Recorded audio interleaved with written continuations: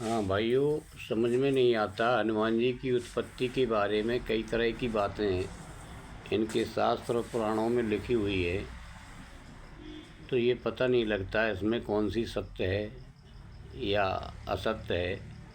उसमें ये सब बातें आप लोगों के ऊपर छोड़ता हूँ।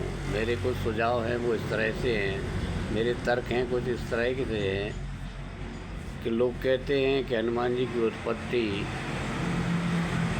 पवन से हुई है, पवन पुत्र हैं ये। दूसरे कुछ लोग कहते हैं कि हनुमान जी की उत्पत्ति शंकर जी के पुत्र हैं, ये शंकर जी से पैदा हुए हैं।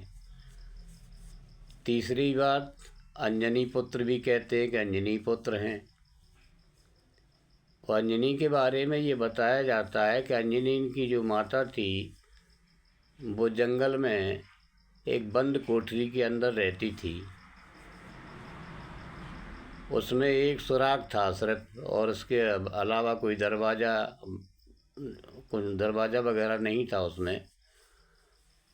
तो इसके बाद हनुमान जी के पास पवन जी कैसे पहुँचे और कौन से पवन जी थे, कोई पवन राजा थे या ऋषि थे या पवन जो चलती है हवा वो थे, या शंकर जी किस तरह पहुँचे वहाँ।